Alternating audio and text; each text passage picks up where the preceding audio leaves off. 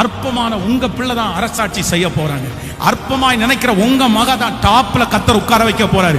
அற்பமாய் நினைக்கிற உங்க தொழில் தான் எல்லாராலும் பார்க்கப்படுகிறதாய் மாறப்போகிறது. அற்பமான உங்க குடும்ப வாழ்க்கை தான் சாட்சியாய் அநேகருக்கு முன்பாய் நிற்க போகிறது. கர்த்தர் இந்த மாதத்திலே அதை செய்கிறார்.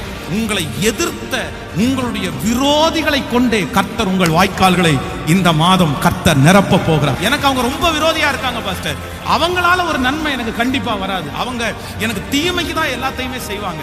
அவர்கள் எல்லாமே தீமைக்கு தான் எல்லாம் நடத்துவாங்க. அவங்க நான் நல்லா இருக்கிறத விரும்ப மாட்டாங்க. அவங்களுக்கு ஒண்ணு என்னிடத்திலிருந்து எடுத்துக்கொள்ளப்பட்ட அவங்க சந்தோஷப்படுவாங்க, ஒண்ணு கிடைச்சா அவங்க துக்கப்படுவாங்க. ஆனா ஆண்டவர் என்ன வாக்கு கொடுக்கிறாருன்னா, இல்ல இல்ல இல்ல, இந்த மாதம் நான் உன்னை வித்தியாசமான உன்னை நிரப்ப போறேன். எப்படி தெரியுமா?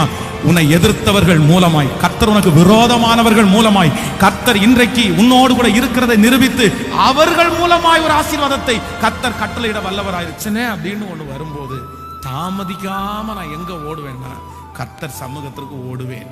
ஹல்லேலூயா. நம்புறீர்களா? ஓடுவீங்களா எல்லாருமே?